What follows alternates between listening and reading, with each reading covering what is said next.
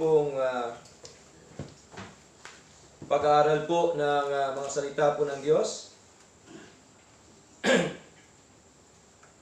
At purihin po ang Panginoon sapagkat tayo po ay muli nagsama-sama po ngayon upang atin pong ganapin ang kalooban po ng ating Panginoon.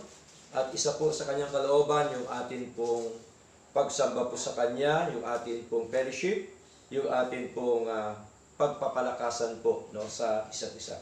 Ngayon po, babasahin ko po sa inyo mga kapatid, ang atin pong pag-aaral po ngayon, dito po sa 1 Corinthians, no, na ating binasa kanina, chapter 3, okay, verse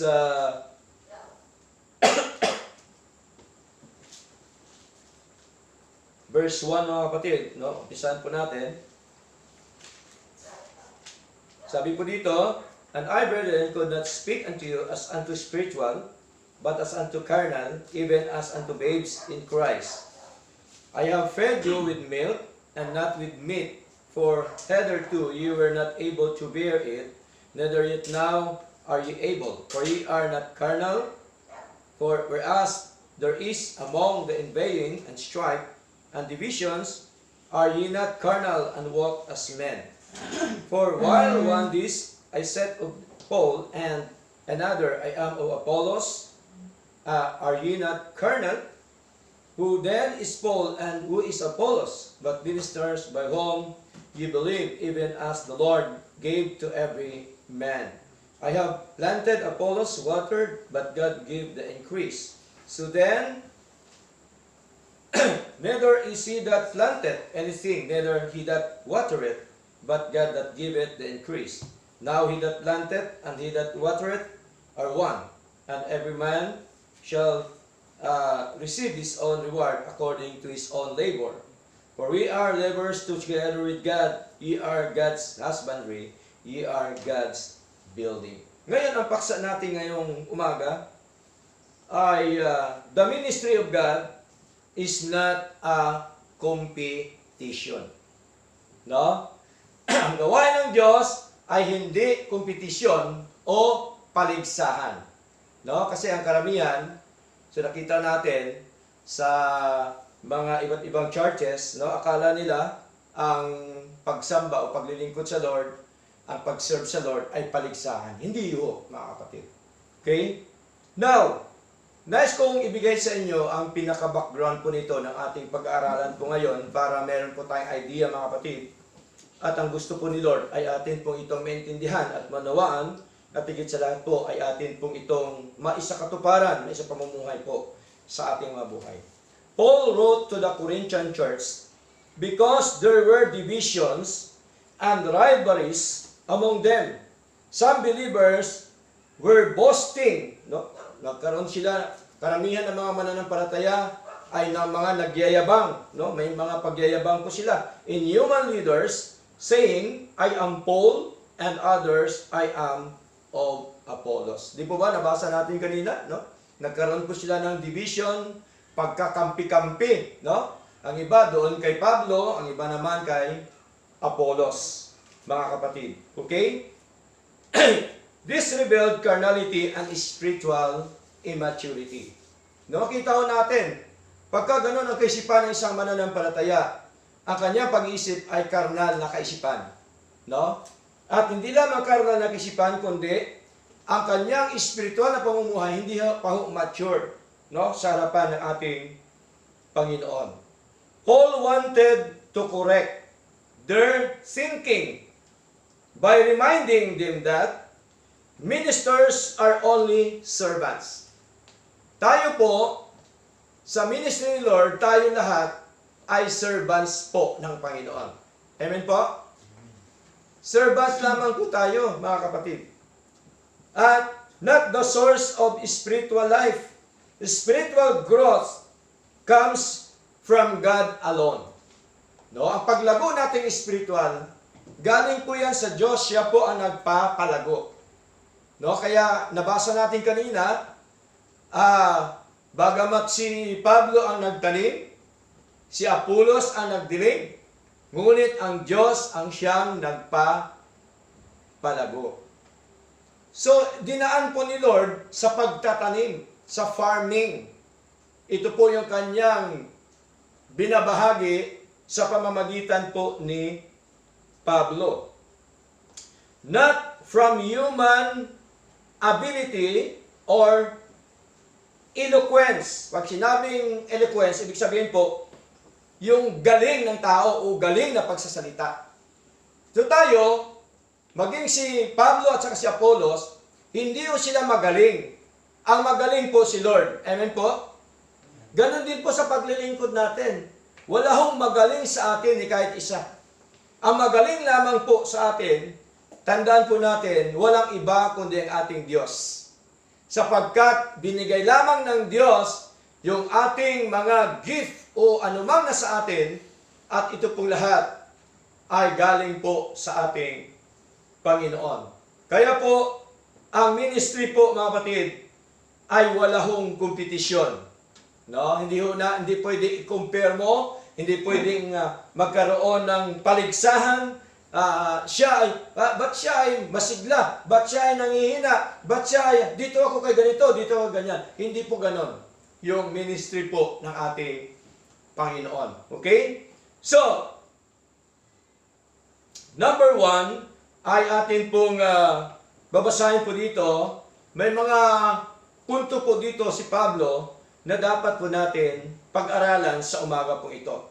So number 1, ministry belongs to God, not to man. Okay? Ang ministeryo daw ay sa Diyos, hindi sa tao. Ito pong gawain ni Lord, hindi po ito kay pastor. Amen?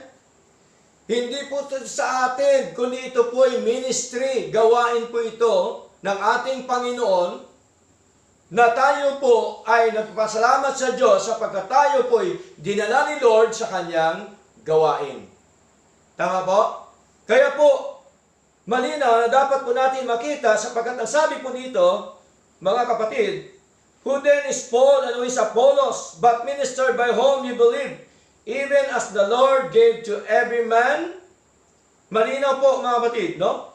Na kung saan po, ano nga si Apollos, ano si Pablo, mga ministro na sa pamamagitan nila ay nagsisampalataya kayo at sa bawat isa ayon sa ipinagkakaloob ng Panginoon sa Kanya. Kaya si Lord po ang siya nagkaloob, no? Sa isang mga ngaral, si Lord din po ang nagkaloob sa inyo dito sa church. Hindi po ako ang nagdala sa inyo dito, kundi si Lord ang siyang nagdala sa inyo dito, mga kapatid. Ako po'y ginagamit lang ni Lord. Tayong lahat ginagamit lamang po ni Lord para po magawa ang nais at ang kalooban po ng ating Panginoon. Okay? Kaso lang nakakalungkot minsan, magbigay ka ng encouragement, no? Magpaalala ka sa mga kapatid, okay? Minsan hindi pinapakinggan yung nais at ang kalooban po ni Lord. Okay? Kaya tuloy, nagiging miserable ang buhay. So, ganun po talaga. Kailangan po tayo maglingkod, kailangan tayo sumunod sa ating Panginoon. Kasi hindi naman tayo ang master Tama? Sino po bang master natin? Di ba ang Lord? Okay? Hindi naman tayo king. Ang king natin, si Lord. Wala naman tayong kapangyarihan. Ang pinakamapangyarihan sa atin, si Lord. Kaya saan pa po tayo doon? Kailangan tayo maglingkod po sa Lord. Kailangan tayo magpakumbaba. Kailangan nating magkaroon ng tinatawag po na submission sa ating Panginoon. No? Magpasako po tayo sa ating Panginoong Diyos. Katulad din dito sa ating pong pag-aaralan po ngayon na kung saan yung Corinthian Church, mga kapatid, no, nagkaroon po sila ng division. No? Nagkaroon po sila ng pagwatak-watak sa paglilingkod sa Lord. Kasi tinitingnan nila yung tao. Magaling si Pablo, magaling si Apollos. Wala po. Sa totoo lang, wala hong magaling ni kahit sino man, mga kapatid. Ang magaling lamang, walang iba kundi ang ating Diyos na buhay. Kaya dito po ay makita ho natin, mga kapatid, sa 1 Corinthians chapter 3, verse 7, sabi po dito, so then neither is he that planteth anything, neither he that watereth, but God that giveth the increase. Ano pat walang anuman ang nagtatanim, ni ang nagdidilig, kundi ang Diyos na nagpapalago. Tingnan niyo po mga kapatid, no? Si Pablo ang nagtanim, si Apollos ang nagdilig, ngunit ang Diyos ang nagpapalago. Wala daw yan ang nagtanim, wala po yan ang nagdilig, mga kapatid, kundi dapat doon po sa Diyos na nagpapalago. Now, 1 Corinthians chapter 3 verse 7 teaches that human ministers have no power to produce spiritual life or growth. No? Hindi ho siya, yung tao po, ay wala ho siyang kapangyarihan, no? Na magpapalago sa kapwa-tao. Ang nagpapalago po sa atin, tandaan po natin mga kapatid, kundi walang iba kundi ang ating Panginoon. Those who preach, plant, and teach water, o sino man ang nagpipreach, nangangaral, o nagtuturo, are only instruments. But God alone causes the increase, that is spiritual growth, faith, and fruitfulness. So malinaw po mga kapatid, na dito po ay makita ho natin na ang tao, wala po talaga. Kaya hindi natin pwedeng magkaroon ng tinatawag na kompetisyon, no, sa ministry po ng ating Panginoon. Kasi wala naman po talaga ang tao, kahit po anong gawin ng tao, siya po lamang ay ginagamit po ng ating Panginoon. Even po sa blessing po natin na natanggap po kay Lord, ginagamit lang din po tayo ni Lord. Okay? Kaya tayo ay bibigay din po tayo ng blessing po ni Lord. Binibigyan din natin yung wala. Kasi nga po, tayo po daluyan ng biyaya ng Diyos. Amen po? Daluyan ng biyaya po ng ating Panginoon. Even our spiritual life. Ganon din po yan. Kaya po, sinishare natin ang mga katotohanan salita po ng ating Panginoon. Okay? So, ano man yan ang mga reaksyon ng maraming mananampalataya, ang mahalaga na ipangaral, na ibahagi ang mga salita po ng ating Panginoong Diyos na buhay. Okay? So, malinaw po yun mga kapatid. At ang sabi pa po dito, sa Psalms, no? Chapter 127, verse 1, except the Lord build the house, they labor in vain that build it. Except the Lord keep the city, the watchman waketh but in vain. Malibang itayo ng Panginoon ang bahay, walang kabuluhang nagsisigawa ang nagtatayo. Malibang ingatan ng Panginoon ang bayan, walang kabuluhang gumigising ang bantay. Kaya po, ibig sabihin po, ang church, tinayo po ng ating Panginoon. No? Ang church po ito, bahay po yan ni Lord. Amen po? At sino po bang church? Tayo po, na mga mananampalataya ng ating Panginoon. Tayo po yung church ng ating Panginoon. Now, Psalms chapter 127, verse 1 teaches that all human effort is useless unless the Lord is the one who established. No?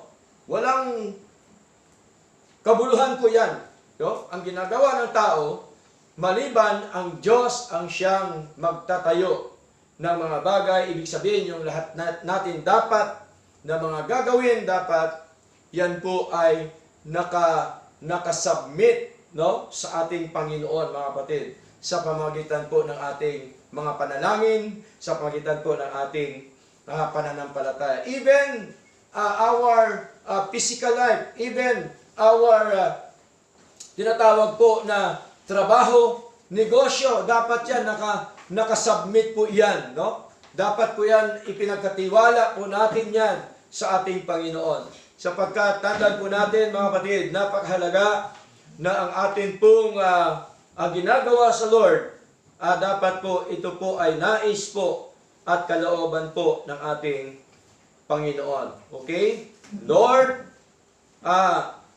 is the one who establishes, sustains, and protects. Whether in spiritual success, financial success, material success, even career, does not come from human skill, strength, or vigilance, but from God alone. Tingnan niyo po, maging ang ating katagumpayan, no? Sa spiritual nating buhay, maging po sa ating katagumpayan, sa ating pong pisikal, lahat sa ginagawa natin mga kapatid, no? Ito po lahat mga kapatid ay galing po sa ating Panginoon.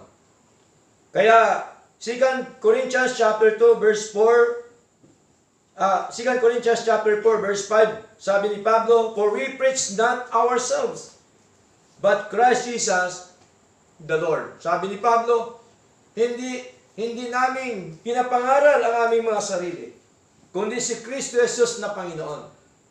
Kaya po, ang pangangaral dapat nakatuon lamang sa ating Panginoon Kristo, mga kapatid. Ang isang tunay na mangangaral, dapat pinapangaral niya kung anong sinasabi po ni Lord. Hindi na dapat yung makialam sa mga politika. Tama? Sa mga politiko. Tama po? Kasi po hindi naman nasalita ng Diyos eh. Dapat ang pinapangaral kung ano po ang sinasabi ni Lord sa banal na kasulatan, mga kapatid. Kaya that is number one, ministry belongs to God, not to men. Kaya po dito, sa church na ito ni Lord, hindi ho kay pastor ito, kundi ito po ay kay Lord. Amen po? Tayong lahat ay nilagay lamang po ni Lord dito na para bagang isang kawan o isang pastulan na para po tayo ay magkaroon ng pagkain espiritual. Amen po? Pagkain espiritual. Kaya nga, ang utos po ni Lord, sabi niya sa Acts chapter 20 verse 28, mga kapatid, feed the flock. Pakainin ang mga tupa. Ano po ipapakain sa mga tupa, mga kapatid? Damo ba? Salita ng Diyos. Damo yan pagka sa aktual na tupa. Pero ang tupa na tinutukoy po ni Lord, tayo na mga anak po ng Diyos. Ang ipapakain po, of course, yung salita ng Diyos. Hindi po pwede pakainin mo ng salita ng tao. Amen po? Dapat salita po ng Diyos ang siyang pinapakain. Now, number 2, different callings, same purpose. Iba't ibang pagkatawag, iisa ang layunin. Tayo po lahat tinawag ni Lord. Amen? Pero iba-iba ang pagtawag po sa atin. Ngunit iisa ang ating layunin.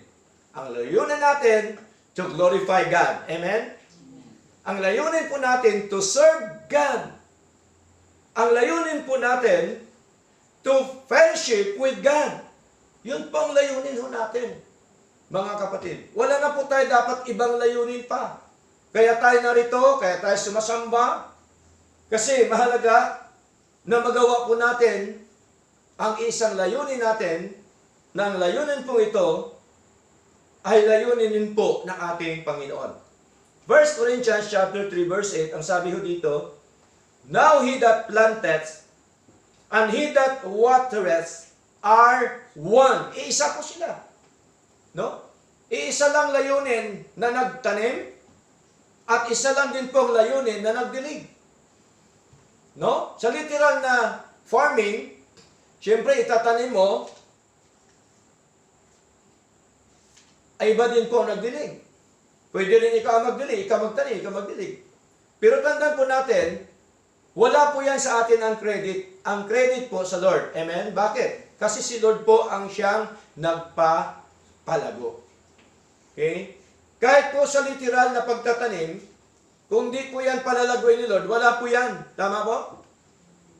Kahit na yung mangga na yan kahit anong spray mo dyan, kung talaga hindi yan palalagoy ni Lord, di pa mumungahin yan, hindi po talaga bubunga yan. Kung konti lang ilalagay ng bunga ni Lord, konti lang yan. Wala pong magawa ang nag-spray, tama? Wala pong magawa ang tao dyan. Kaya tingnan niyo po, may mga pananim na gusto mong mabuhay, pero hindi nabubuhay. Naranasan niyo na ba yan? Yes, naranasan natin. Steros, naranasan niya kasi may Steros magtanim. Diba sa likod, ang lawak ng lupain ni Steros doon. No? Kung may time kayo, puntahan niyo po. Okay? So, naranasan po natin. Maging ako, naranasan ko din po yun. No?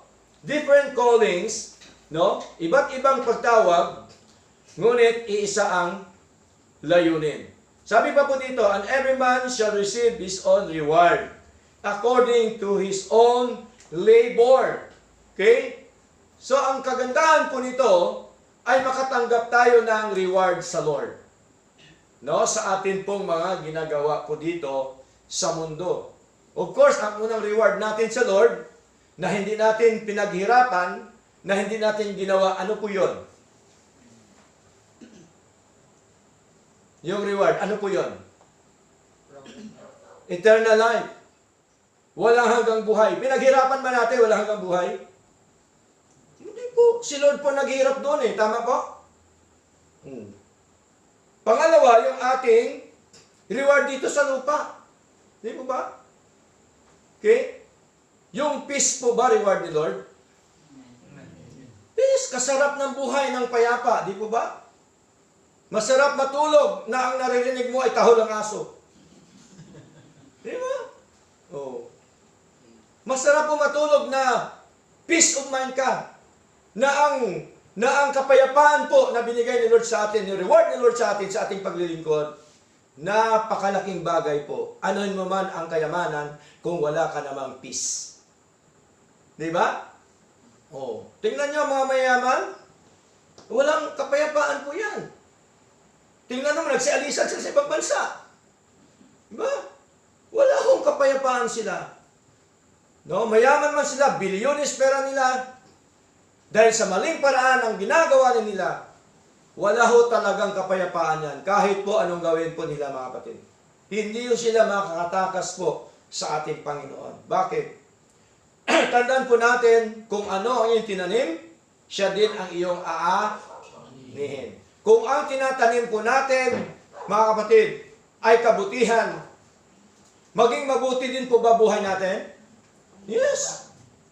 Kung ang tinanim po natin ang paglilingkod sa Lord, ano po yung ating aanihin? Kalaguang espiritual, tama? Ang aanihin po natin, ang maging matured ang ating buhay espiritual. Okay? Iba't ibang pagtawag po ni Lord po sa atin. Now, ang mahalaga po ay isang layunin po natin to glorify God. 1 Corinthians chapter 10 verse 31, whether therefore ye eat or drink, or whatsoever ye do all to the glory of God. No? Kumain ka man, uminom ka man, anuman daw ang iyong ginagawa. Gawin mo sa kalulatian po ng ating Panginoon, mga kapatid. Okay? So maraming pilosopo. Ito naman, pastor, ginagawa ko para naman to kay Lord. Pero totoo niyan, pagka titingnan mong ginagawa, hindi ho kalooban ni Lord. Di ba? Paano mag-glorify si Lord? Okay? So pag sinabi ni Lord na ano man yung ginagawa, ibig sabihin, base doon sa gusto ni Lord. Hindi po sa gusto ho natin, mga kapatid. Kaya ang paglilingkod dapat base po sa layunin, base po sa gusto ng ating Panginoon. Hindi ho gusto natin. Tulad ng pagsamba, hindi po yan dahil sa gusto lang natin. Sa samba tayo, itong gagawin natin, ganitong gagawin natin. Dapat nakaayon sa sinasabi ni Lord. Tama po? Dapat biblical. Dapat nandito yan sa sinasabi po ng ating Panginoong Diyos na buhay. Kaya sabi po ni Pablo, whether therefore you eat or drink, or whatsoever you do all to the glory of God. Gawin po natin na maluwalhati po yung ating Panginoon. Yung ating po bang pananalangin na luwalhati si Lord? Amen. Yes. Nananalangin ka nasunod mo yung kalooban ng Diyos Okay? Panalangin ba utos ni Lord? Amen. Yes. Pagbabasa ba utos ni Lord? Amen. Pagdalo ba sa gawain ng Diyos? Amen. Kalooban ni Lord? Amen. Yes, kalooban po yan, kapatid, ng ating Diyos. Hindi ko po yan kalooban. Kalooban po yan ni Lord. Okay? Ako po, ginagawa ko lang aking tungkulin sa Panginoon to preach the gospel. Amen po? To feed the flock. of God. Okay? Yun po ang tungkulin ko, mga minamahal. Okay? Tungkol po sa espiritual na bagay, mga minamahal. Okay? Hindi ho tungkulin ng pastor kung ano-ano mga bagay na dapat po niyang gawin sa tupa ng Panginoon, kundi ang tungkulin po ng pastor to feed the flock, to teach the Word of God, mga kapatid. Okay? Hindi ko sinasabi na kapag ka meron kang problema, huwag ka nang lumapit kay pastor. Hindi ko po sinasabi. Tama po? Kasi ang problema po, dinadaan po yan sa prayer. Amen? Ipanalangin natin sa Lord. Ano po bang gawin natin, pastor? Di pag-usapan natin. Tama po? Kung ano ang kalooban po ng ating Panginoon. Kaya po, napakaganda na dapat iisang layunin ang meron po tayo, mga kapatid. Romans chapter 12, having then gifts differing according to the grace that is given to us. No? Yung mga gift po natin, magkakaiba ayon sa biyaya na ibinigay po ng Diyos sa atin. Tayong lahat may iba't ibang gift. Okay? May iba't iba tayong kaloob ng ating Panginoon. Okay? Kaya tuklasin po natin sa ating buhay yung gift na binigay po ng ating Panginoon. Now, Ephesians chapter 4, verse 11 unto verse 12, sabi po dito ni Pablo, and he gave some apostles, and some prophets, and some evangelists, and some pastors and teachers. Anong dahilan? Anong layunin? Sabi po dito, for the perfecting of the saints, for the work of the ministry, for the edifying of the body of Christ. No? Kaya po pinagkaloob po sa atin, mga kapatid, yung pastor, guro. Kasi po, tapos na po yung panahon ng mga apostol. Amen po? Sa panahon natin ngayon, wala na pong apostol. Right? Pagka meron mga ngaral na sinasabi niya, apostol siya, bulang apostol po yan. Wala na po. Ang pinakahuling apostol po, si Pablo. Tama? Okay? And then, mga kapatid, ano ba pong sabi dito? At ang iba ay propeta. Wala na rin pong propeta ngayon, mga kapatid. Okay? Nung lumang tipan na po yan, mga minamahal. At ang mga iba ay evangelista. Ang evangelista meron. Evangelize the word, the people. No? Na pupunta sa iba't ibang lugar na ini-evangelize po niya yung mga anak po ng Diyos. Pinapangaralan po niya yung mga anak ng Diyos. At ang mga iba ay pastor at mga guro. Pagka ikaw ay pastor, ikaw na rin ay guro. Amen po? Nagtuturo ka ng mga salita ng ating Panginoon. So sa anong dahilan, mga kapatid? Sabi po dito, sa ikasasakdal na mga banal. No? Ibig sabihin po, para po magkaroon ng spiritual matured ang mga banal o ang mga anak ng Diyos sa gawaing paglilingkod sa ikatitibay ng katawan ni Kristo. Yun po ang purpose. Yun po ang layunin kung bakit ibinigay po ni Lord, mga kapatid. Kaya, malinaw na number 2, different callings, same purpose. Parehas po ang layunin ng tinawag po ng ating Panginoon. Number 3, competition produces carnality, not spirituality. No?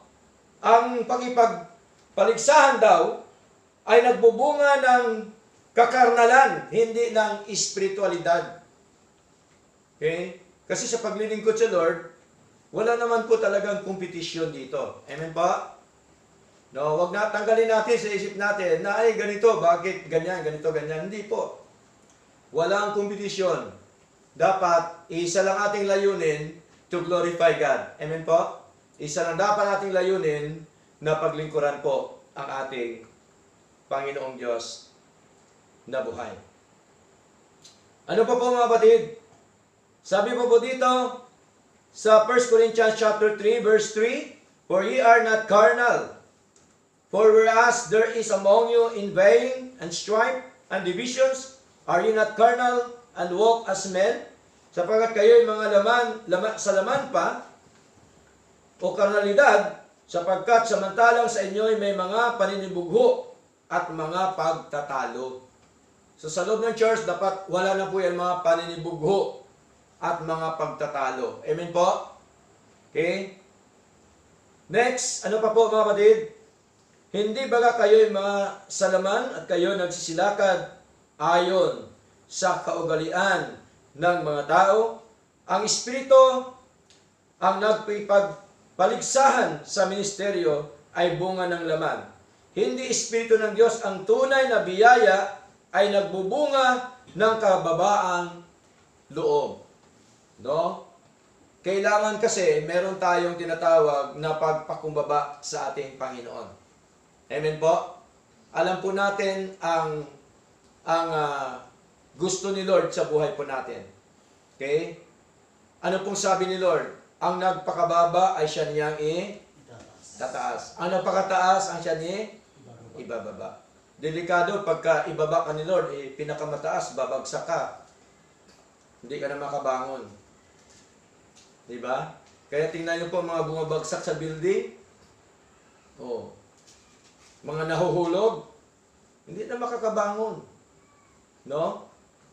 So, delikado. Kaya, mahalaga po yung ating pagpapakumbaba sa harapan ng Panginoon. At ang gusto po ni Lord, meron tayong teachable spirit. Yung espiritong maturuan ng salita ng Diyos. Amen po? No? Tanggapin ang aral ng Diyos. Huwag kontrahin. Kasi katotohanan po yan eh. Hindi po pwedeng kontrahin ang salita ng Diyos. Hindi po ba? So, malinaw po. And then, sabi pa po dito, mga kapatid, malinaw po na ang espiritu ng pagkipagpaligsahan sa ministeryo ay bunga ng laman. Hindi espiritu ng Diyos. Ang tunay na biyaya ay nagbubunga ng kababaang loob. Hindi ng inggitan at pagtatalo. Okay? Kaya ho walang kompetisyon sa ministry po ng Panginoon. Ayaw po ni Lord na merong inggitan, merong pagtatalo. Kung meron pong hindi naintindihan aral, kung merong aral na parabagang hindi mo matanggap, tanungin mo si pastor, pag-usapan natin. Tama po? Kasi tayo naman, tumatanggap naman tayo ng mali. Amen po? Tingnan niyo po. Sasabihin ko po sa inyo, ako po ay nagpasalamat sa Lord sa pamamagitan po ni Brother Louis. Sa ilang times na po na binasa ang salita po ng Diyos, hindi lamang po siguro 50 times na natapos po ang banal na kasulatan. Pero tingnan niyo po, ginamit si Brother Louis na siyang pinakikitaan ni Lord, pinakita ni Lord sa kanya na ang lumulon pala kay Jonah ay malaking balyena. Di ba? Ang alam lang natin noon, malaking isda. Pero biblically, in the book of Matthew, sinabi ng Panginoon, malaking balyena. No? Tinatawag doon sa English na whales. Okay? Big whales. Sinasabi ng banal na kasulatan. So, ibig sabihin po, kaya ako'y natutuwa doon. Kasi ang alam ko lang, malaking isda. Walang pangalan ng isda. Pero po rin ang Panginoon, ginamit si Brother Louis, at akin din po siya, mga kapatid, sa iba't ibang mga pastor. Okay? So, tingnan niyo po, kaya mahalaga, meron lang tayong teachable spirit. Kung ang ibang pastor yun, hindi tanggapin yun. Kasi bakit? Pastor ako eh. Diba? Pero hindi. Kahit pastor ka, servant ka pa rin ni Lord. Amen po? Kung ano ang tama, ay tama. Kung ano ang mali, ay mali. Sa harapan po ng Diyos, ang tama ay tama, ang mali ay mali. Hindi po pwedeng maging tama ang mali. Tama po? O, tingnan nyo. Parang hindi kayo natamaan. Di ba? O, ang tama ay tama, ang mali ay mali sa harapan ng Panginoon. Hindi po pwede consider ni Lord niya ang mali, maging tama. Bendalo na po yan. Di ba? Binabaluktot mo na ang batas ng Panginoon. Kapatid, hindi po dapat ganoon. Kung anong sinasabi ni Lord, doon po tayo. Okay? So, ano man yan, kalagayan po natin, mga kapatid sa buhay, dapat sumunod tayo sa nais po ng ating Panginoon. Competition produces carnality, not spirituality. Kaya, ayaw po ni Lord na magkaroon tayo ng paligsahan po sa atin pong paglilingkod sa Kanya. Ano pa po mga kapatid? Competition damages the testimony of Christ. No, magkaroon po ng damage ang ating patutuo pagka meron tayong competition na iniisip sa paglilingkod. Okay? Kaya po, bawat sa atin, individual, na may pananagutan po sa Panginoon. Amen po? Kaya po, pagka ang isang kapatid ay hindi dumalo, ano pong gagawin natin? Ipag-pray sa Lord. Tama? Kasi hindi natin alam may dinadala. May dala-dala po. Okay? Ipag-pray natin sa Lord. Huwag natin sabihin na, siya wala, bakit ako na lang lagi nandito? Huwag ganun. Tama po? Walang kompetisyon ang paglilingkod sa Lord. No? Hayaan natin. Kasi po, tandaan po natin, napakasarap na maglingkod ng kusa. Amen po? Okay? Although nandun po yung paalala sa atin, reminder sa atin ni Lord, pero iba pa rin po na ikaw mismo, puso mo, buhay mo, talaga hong nakatalaga na po sa Lord. Amen po? Every Sunday, alam na po natin yan. Na ang Sunday ay pagsamba sa Lord. No? Dapat matik na po yan eh. No? Ay Sunday pala bukas. Ihanda ko na sarili ko sa pagsamba sa Lord. Di ba ba? So mahalaga po, mga kapatid, na makita po natin ang tinatawag po na tunay at totoong paglilingkod po sa ating Panginoon. Number 4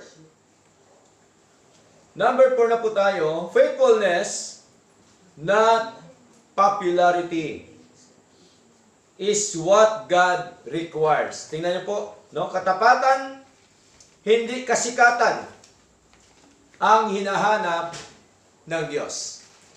No? Ang hinahanap po ni Lord sa atin, mga kapatid, ang hinahanap po ni Lord sa atin ay katapatan, hindi kasikatan. Right? Kaya tayo po, mahalaga na maging tapat po sa ating Panginoon. Si Lord po ba ay tapat sa atin? Amen. Si Lord po tapat sa atin. Kahit kailan po hindi naging tapat si Lord sa atin. Bakit po? Nasabi natin na si Lord tapat sa buhay po natin. Biro mo, pagising mo, buhay ka. Tama? Oh, pagising mo, nakahinga ka, malakas ka, masigla ka, malusog ka, may kinakain ka.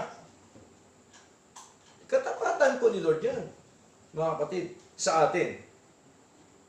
No? Katapatan, hindi kasikatan ang hinahanap ng Diyos. Kaya sabi po dito ni Pablo, I have planted. Si Pablo po ang siya nagtanim. Apollos watered, but God gave the increase. Tingnan niyo po. Verse 7, so then, neither is he that planteth anything, neither he that watereth, but God that giveth the increase. Si Lord po ang siyang nagpapalago sa atin. Meron pong nangangaral, nagtuturo sa atin, ngunit tandaan po natin, ang nagpapalago sa atin, si Lord. Kaya po dapat ang taniman dapat ang pinagtataniman dapat matabang lupa. Amen po? Kasi pagka itanim mo ang isang pananim na hindi mataba ang lupa, wala din po yun. Hindi po ba? Natandaan niyo po? No? Maraming klaseng lupa sa sinasabi ni Lord. Merong lupang tigang.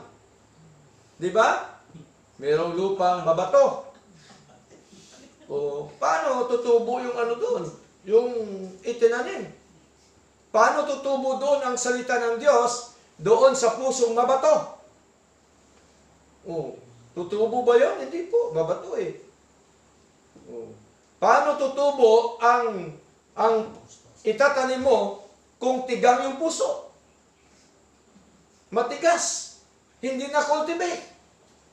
Hindi na lagyan ng pataba. Di po ba? So wala din po yun. Ibig sabihin lamang po doon matigas, naririnig lang yung salita ng Diyos dito, nalalabas na sa kabila. Di po ba? Oh, walang nangyari doon sa itinanim ng Panginoon ng kanya pong mga salita. Kaya dapat ang pinagtataniman mataba na lupa. Amen po? Sa matabang lupa ay talaga huyang tutubo, sisibol, lalaki. At hanggang po sa magkaroon po siya ng bunga. Diba?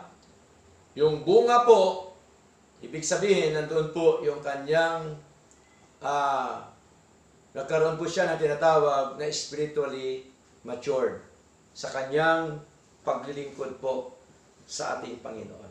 Kaya mahalaga po yung ating katapatan po sa Lord. 1 Corinthians chapter 4 verse 1.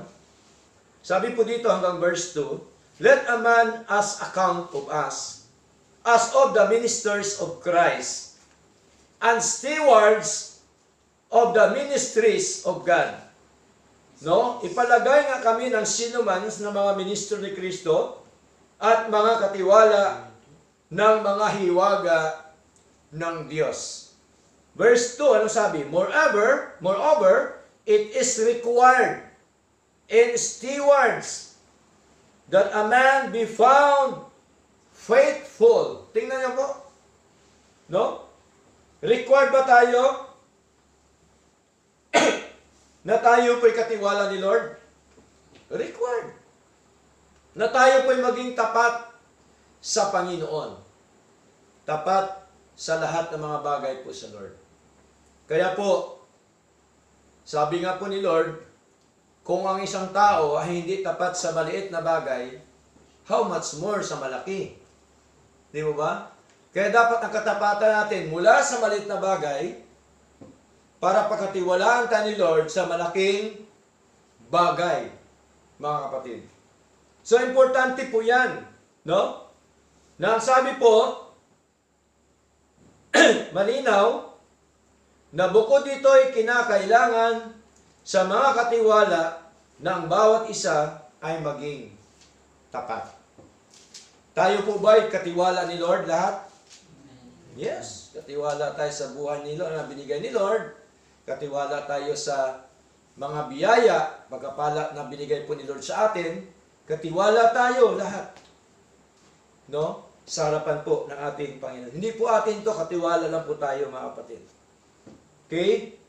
So, kaya bilang katiwala, dapat po tayo ay maging tapat sa Panginoon. Luke chapter 16 verse 10, he that is faithful in that which is least is faithful also in much. And he that is unjust in the least is unjust also in much. Ang pagtatapat sa kakaunti ay mapagtapat din naman sa marami. At ang di matuwid, kung matapat sa kakaunti, ay di rin naman matuwid sa marami. So, malinaw po yan. Kaya po, ang ating paglilingkod dapat ay heartily, no? Galing sa ating mga puso sa Panginoon. Colossians chapter 3 verse 23, and whatsoever you do, do it heartily as to the Lord. So, ang ginagawa dapat natin ay galing sa puso natin para sa Panginoon. Amen po? Okay? Hindi po para kanino. No? Hindi po para sa kung sino man ang kasama natin, kapatid natin, man natin sa buhay.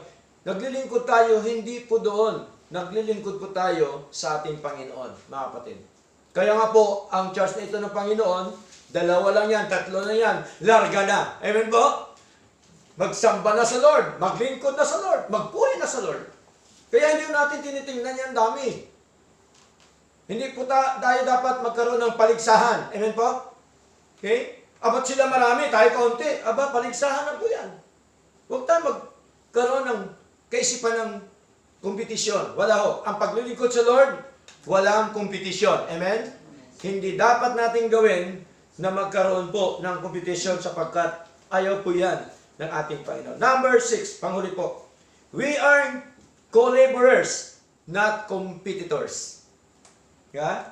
Tayo po ay kamanggagawa ni Lord. Hindi nagpapaligsahan. Okay? Ganun po dapat ang paglilingkod sa Lord. Tayo ay mga katuwang sa gawain ni Lord. Hindi mapagkakatunggali o magkakalaban. Sabi po dito, 1 Corinthians chapter 3 verse 9, for we are laborers together with God. Ye are God's husbandry.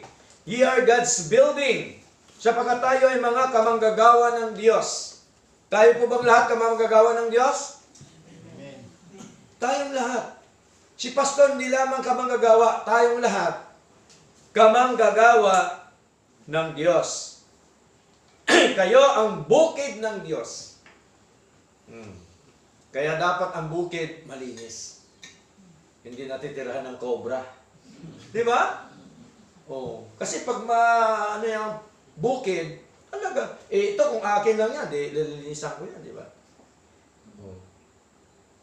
Delikado, kailangan linisin ang bukid. At ang bukid kailangan alagaan. Kailangan merong lupang mataba para pagtaniman mo ay maraming bunga po, mga kapatid. Okay? Kaya tayo, bukid ng Diyos, spirituality, tayo po ay bukid ng Diyos. Ang gusali ng Diyos. Bukid tayo ng Diyos, tayo din po ay gusali po ng ating Panginoon. Bakit tinawag tayong bukid ng Diyos? Kasi tayo po ang tinataniman. Amen? Tinataniman ba tayo? Amen. Tinataniman tayo ng salita ng Diyos. Hindi tayo tinataniman ng droga, kundi tayo tinataniman ng Diyos. Tama ba? Oh.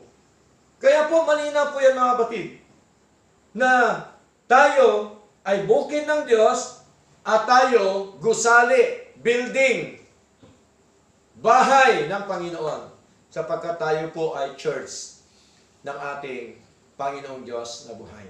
Tayo po ang ililigtas. Amen po? Ang iligtas ba ang building yan?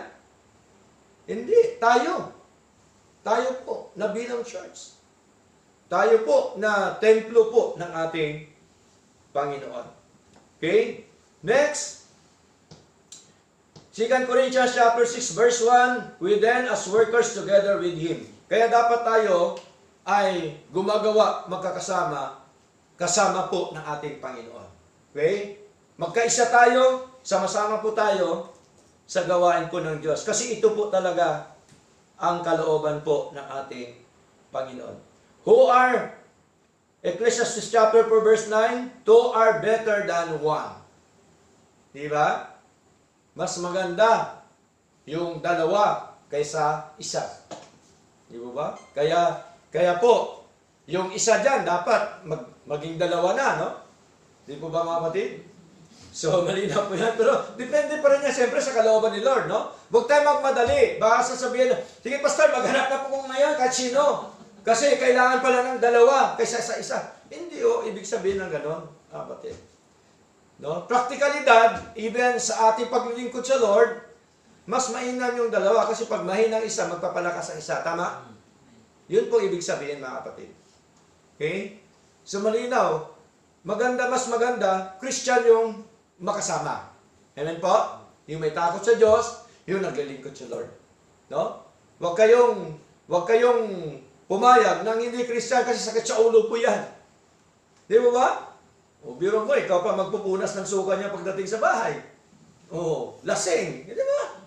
O, ikaw pa magsasahe. Ikaw pa, gaano kahirap po yun? Di ba ba? O, pagka ikaw naman lalaki, pag nakita mo hindi Kristiyano, dadaldalan ka ng daldalan. Armalite. O, di ba? O, gaano kasakit sa tayo po yun? Di ba ba? O, kaya kailangan Kristiyano yung totoo na naglilingkod sa Lord. Kaya po lahat po yan pinagpipray sa Lord. Amen po? Hindi po yan nakukuha sa paspasan. Hindi po yan makuha sa mabilisan. Kundi ipinagpipray po yan sa ating Panginoon. Kaya po tinuturuan po tayo ni Lord lahat mga kapatid. No? Malinaw po, unity strengthens the work of the gospel. Ang pagkakaisa natin ay kalakasan sa gawaing ibanghelyo, sa gawaing ministry po ng ating Panginoon. So, mahalaga po ang pagkakaisa. Psalms chapter 133 verse 1, anong sabi po ni David? Basahin po natin mga kapatid. No? Psalms chapter 133 verse 1 po, mga minamahal.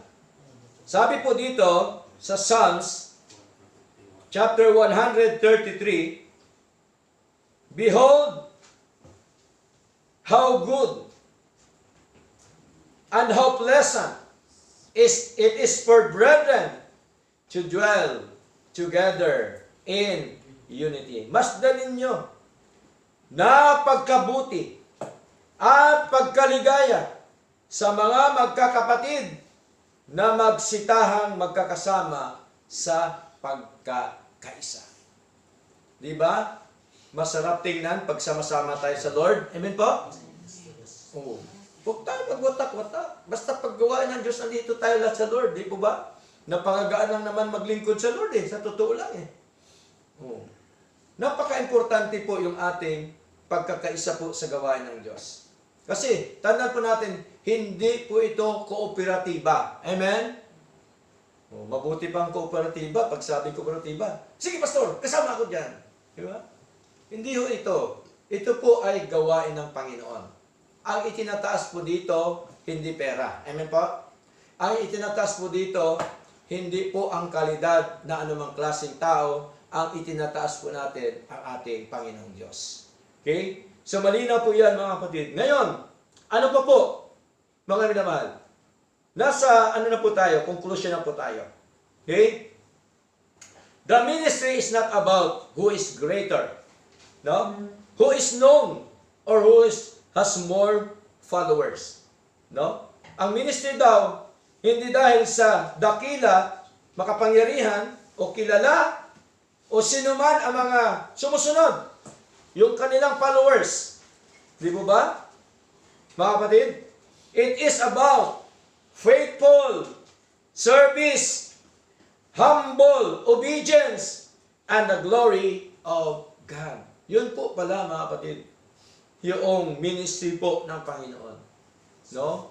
Hindi dahil sa kabila ay magagaling, sa kabila ay marami, sa kabila ay mayayaman, wala ho dapat tayo kakaroon ng paligsahan po dito mga kapatid. Okay? Now, ano pa pong sabi dito? Galatians chapter 6 verse 4, so let every man prove his own work. No?